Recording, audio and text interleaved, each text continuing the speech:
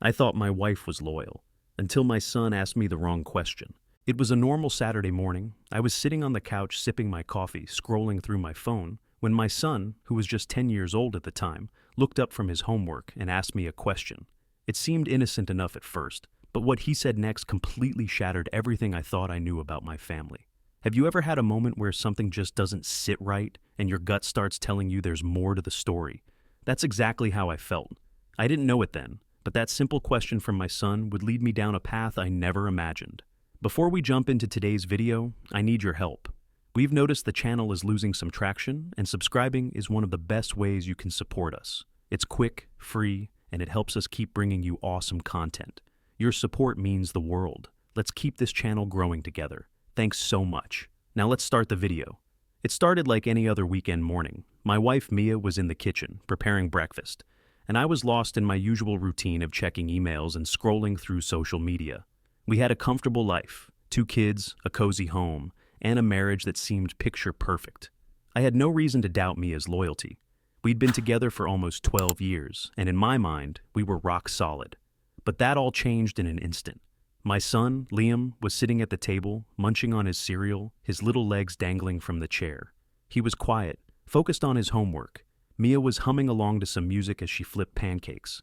It felt like a peaceful Saturday, just like any other.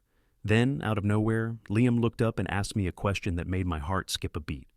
"Dad, how come you never go out with Mom on weekends?" he asked innocently, his eyes wide with curiosity. At first, I laughed it off, thinking it was just a kid's random question. "Well, buddy, your mom and I have a lot of work to do around the house. We don't need to go out every weekend to have fun, right?" I answered, trying to sound casual, but something about the question lingered in my mind. Liam didn't seem convinced. He stared at me for a moment, then asked, "But Dad, why does Mom go out with Aunt Sarah so much? She never takes you with her." I froze.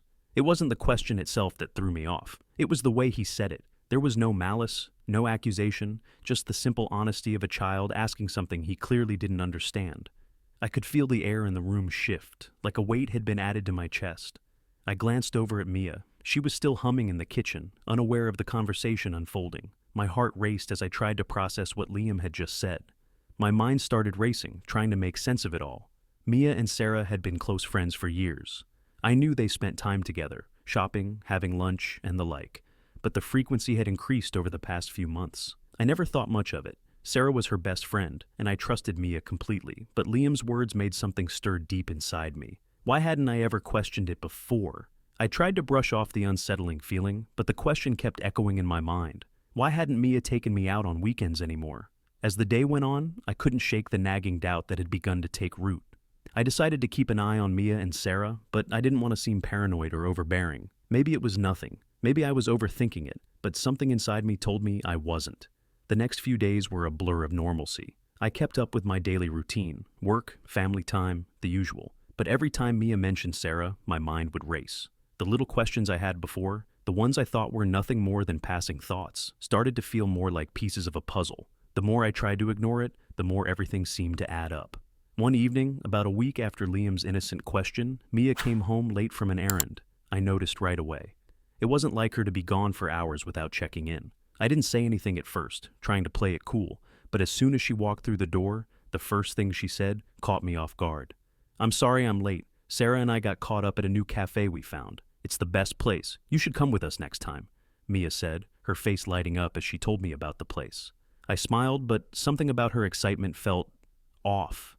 It felt rehearsed, like she was trying to convince me that everything was perfectly fine. Maybe it was just my mind playing tricks on me, but I couldn't shake the feeling that there was something more to this than she was letting on. Later that night, after the kids were in bed, I decided to go through her phone. I know, snooping isn't the best move, but the doubts had begun to consume me. Every little thing that seemed out of place suddenly felt like a clue, and I needed answers. I wasn't expecting much, just a few texts from Sarah, probably talking about lunch plans or whatever, but what I found made my stomach drop.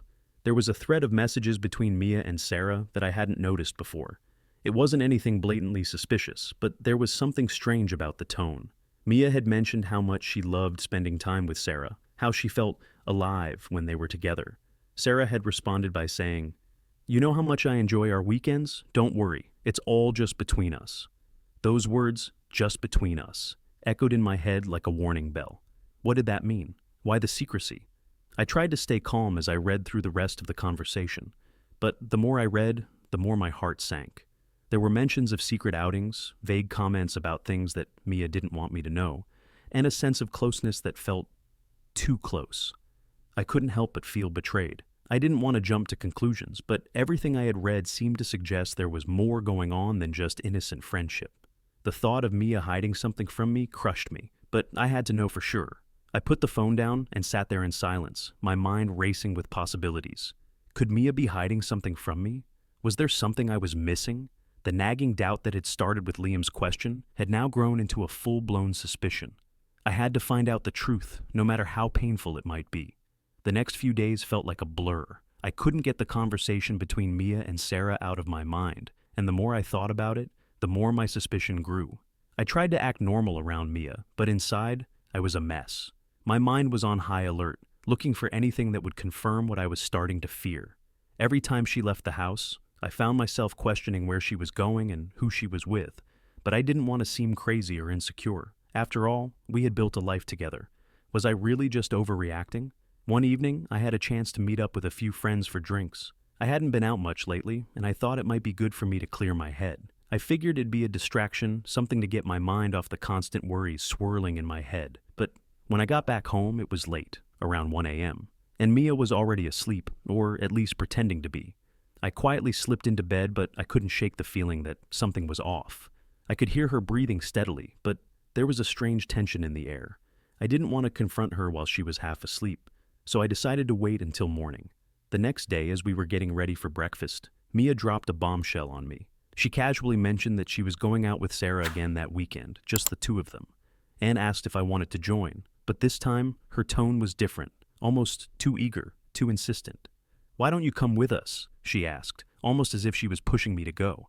I could tell she was trying to act casual, but something in her eyes didn't match the words she was saying.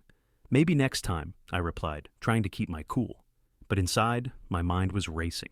Why was she so adamant about me joining them now, after all this time? Why didn't she want to include me before? I had to know. I couldn't just sit back and pretend everything was fine anymore. I decided to take matters into my own hands. Later that afternoon, when Mia and the kids went out to run errands, I did something I never thought I'd do. I went through Mia's things. I had already gone through her phone, but now I was desperate for more answers. I found a small notebook of hers hidden in the drawer of our nightstand. It was a simple leather-bound book, nothing special at first glance. But when I opened it, I found something that made my blood run cold. The pages were filled with notes, most of them about Sarah. But these weren't just notes about their usual hangouts. They were about plans for trips, plans for weekends away, plans that Mia had never mentioned to me. And as I read on, I realized that some of these plans were made for dates when I was supposed to be home, when I was supposed to be with the family. I felt like I was suffocating. I didn't know what I had expected to find, but this was worse than anything I could have imagined.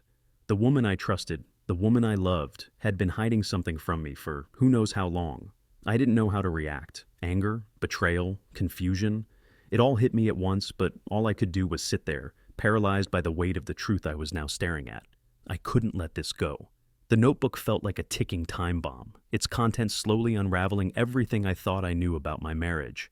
I put it back in the drawer, trying to regain some sense of control, but my mind was racing with the things I just read. My chest was tight, my heart pounding as I struggled to make sense of it all.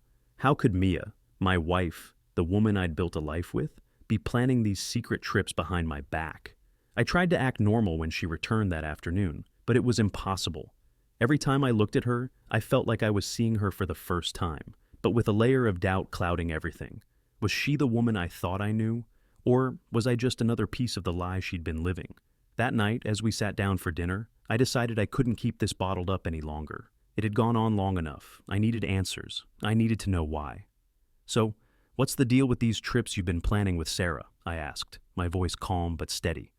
Mia paused mid-bite, her fork halfway to her mouth. She looked at me, her expression unreadable.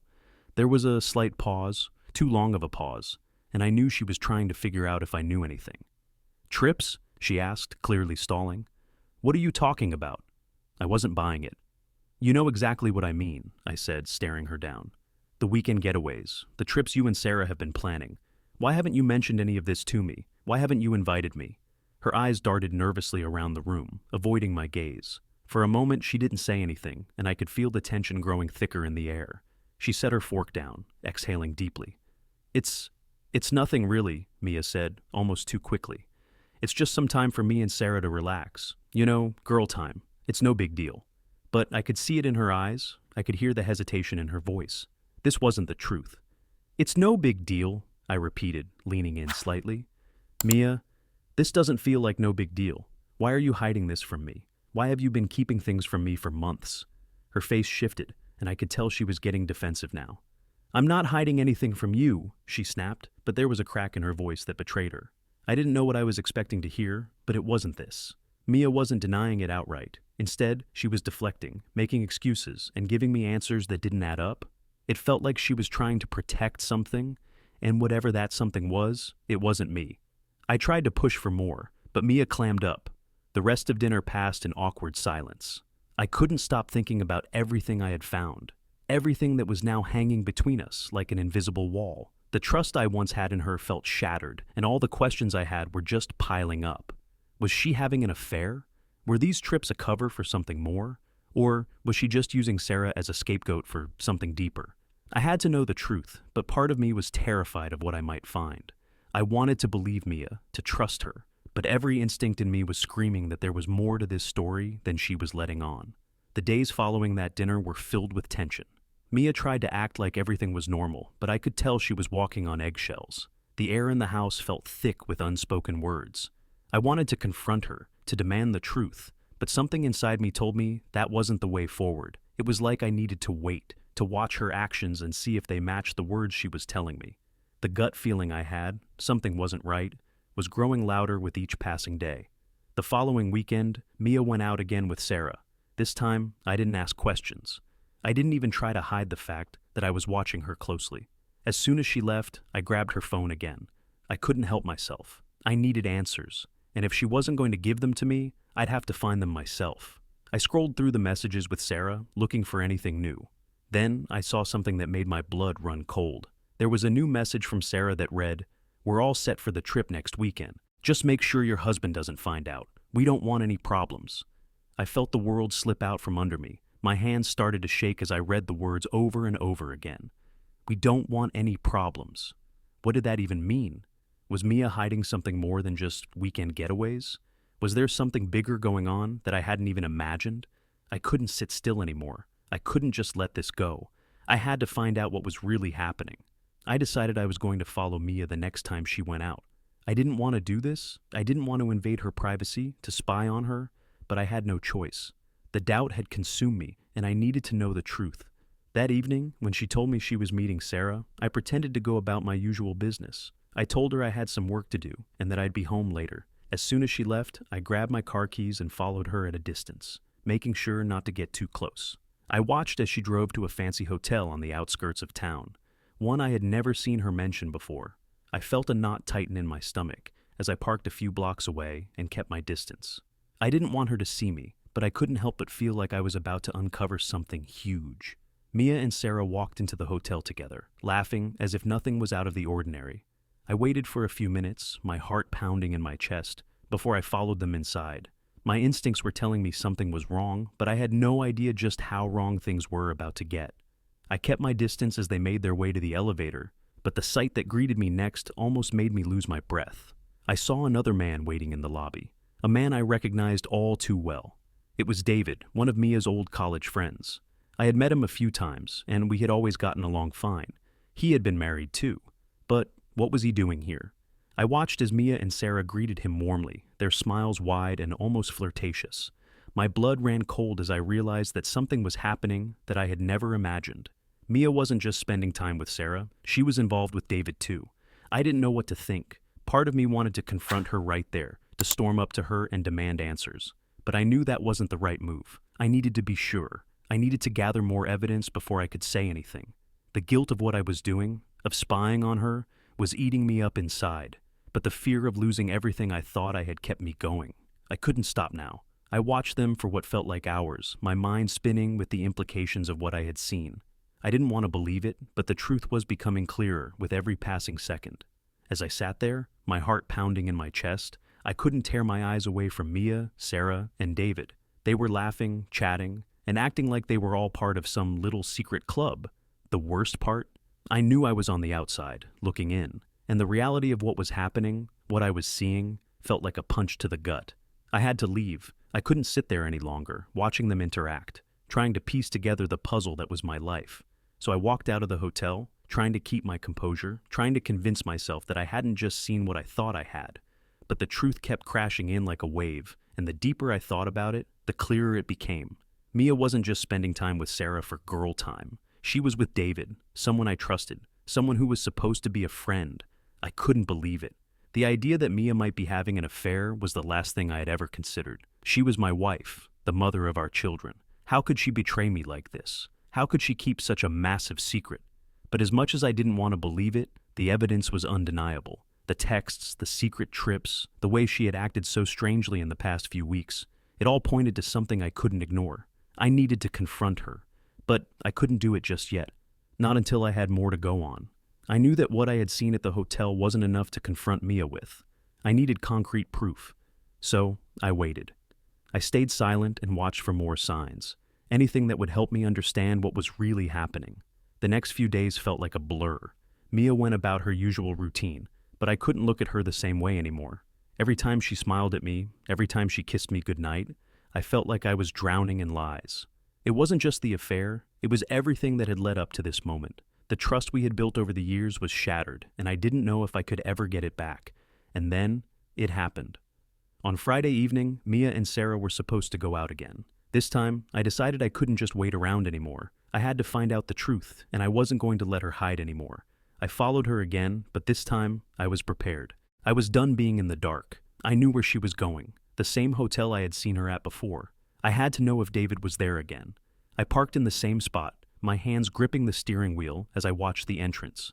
Mia walked in with Sarah, just like the last time. This time, I wasn't going to let it go. I followed them in, staying as discreet as possible, trying not to make my presence known. I made my way through the hotel, down the hallway, and toward the room they were entering. I could hear voices from behind the door, but what I heard next made my blood run cold. "Are we really doing this?" Mia's voice was soft, but I could hear the tension in it. "I'm not sure I can keep lying to him." I froze, my breath caught in my throat. My heart sank as I listened to the conversation unfolding behind the door. This wasn't just a friendship. This wasn't just some weekend getaway. Mia and David were having an affair. The guilt, the lies, the deception. It was all there, plain as day. "Don't worry," Sarah's voice followed, calm and reassuring. "We've come this far. You can't back out now. You have to do what feels right for you." Mia didn't respond immediately, and for a moment, there was silence. But then, I heard the unmistakable sound of footsteps moving toward the door. My heart raced as I quickly ducked into a nearby hallway, praying they didn't see me. I could feel the walls closing in on me, the weight of the truth bearing down like a heavy stone. It was real, all of it, the lies, the betrayal. It was happening right in front of me, and I had been too blind to see it. As I stood there, hiding in the shadows, I realized something. The woman I had married, the woman I had trusted with everything, our life, our children, had just shattered my world. But I still didn't know what to do. My mind was racing with 100 different thoughts, but one thing was clear. I had to confront her. I couldn't let this go any longer. It was time to face the truth, no matter how much it hurt. That night, I didn't sleep. I couldn't. The weight of what I had just uncovered was too much to ignore. I had spent so long living in a lie, thinking my marriage was solid, thinking that everything was as it should be. But now, the truth was in front of me, and I couldn't unsee it. I barely slept, tossing and turning, the events of the evening replaying in my mind over and over again. I kept thinking about Mia and David. How could they do this to me? How could Mia betray everything we had built, everything we had promised? My heart ached, but the more I thought about it, the angrier I became. The next morning, I woke up with a decision. I couldn't go on pretending that nothing was wrong. I had to confront her. I had to put it all out on the table and face the truth, no matter how painful it would be. Mia had no idea what was coming. She was in the kitchen, making breakfast for the kids when I walked in. The normalcy of it all felt like a cruel joke. How could she act like everything was fine when I knew the truth? "Mia," I said, trying to keep my voice steady. "We need to talk." She turned to me, her eyes flicking nervously. "What's wrong?" I took a deep breath, trying to steady my shaking hands. I didn't want to explode. I didn't want to make this harder than it had to be. But the truth had to come out. "I know about you and David," I said, my voice low but clear. Her face went pale, and for a moment, she didn't speak. She just stared at me, as if she couldn't believe I knew. But the silence only confirmed what I already knew. She wasn't surprised. I had caught her red-handed. "What do you mean?" she asked, her voice a little too defensive. "What are you talking about?" "I saw you, Mia," I said, my voice rising now, unable to keep the anger inside. "I saw you with him at the hotel. I heard everything, the messages, the trips. It's all been a lie."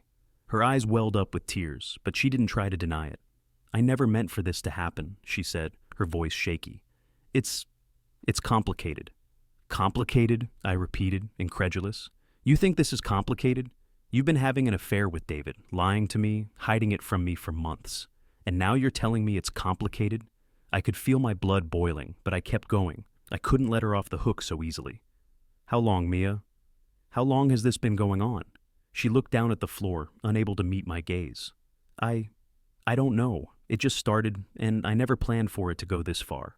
But it did, and I don't know how to fix it." I could see the guilt in her eyes, the regret, but it didn't change what had happened. It didn't change the fact that she had betrayed me, that she had broken the trust we had spent years building. I felt a cold emptiness settle in my chest as I processed her words. I wanted to scream, to yell, to demand every single answer, but all I could do was stand there, fighting to hold back the tears. "I don't know what to say, Mia," I whispered, my voice barely above a breath. "I don't know if I can forgive you." Her tears started to fall freely now, and she reached out for me, but I pulled away. The trust was gone. The foundation of everything we had was cracked beyond repair. "I'm so sorry," she said, her voice full of anguish. "I never wanted to hurt you. I didn't know what to do. I felt like I was losing myself.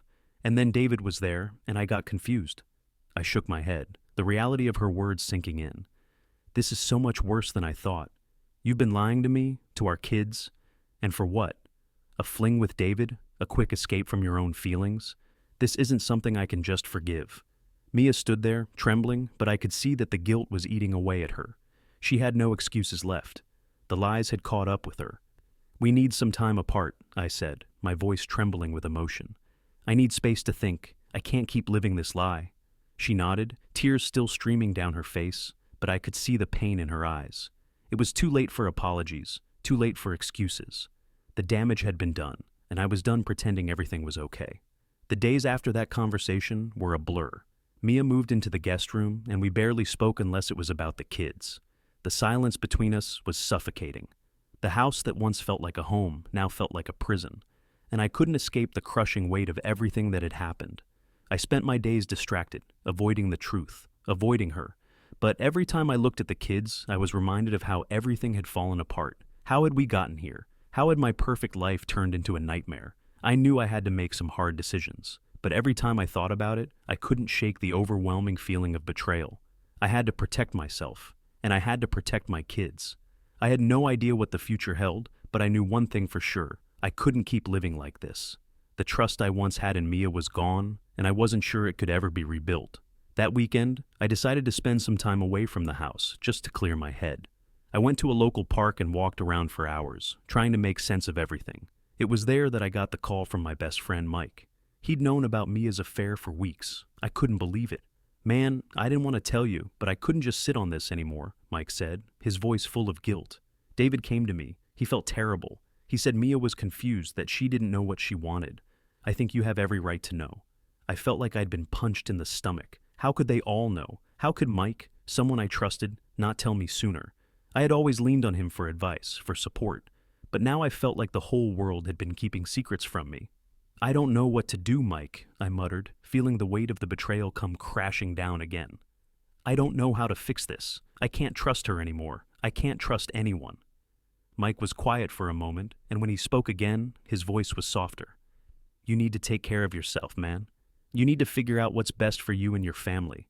If Mia's not going to be honest with you, then it's time to start looking out for yourself." I nodded, even though he couldn't see me. He was right. I had been so focused on trying to fix things for Mia, for us, that I had forgotten to take care of myself. The next few days felt even heavier. Mia tried to apologize, to make excuses, But every time she spoke, I felt more distant from her. It was like I couldn't hear her anymore. The lies were too loud. I couldn't ignore the fact that she had betrayed me in the most unimaginable way. And then, the moment that broke me completely came. Mia asked me if we could go to therapy together. She said she wanted to work on our marriage, that she was committed to rebuilding our trust. But when I looked at her, I didn't feel the same love that had once been there. I didn't feel the same connection. I just felt numb. "I don't know if I can do this, Mia," I said, my voice barely above a whisper. "I don't know if I can ever look at you the same way again." Her face crumpled as if I had physically hit her.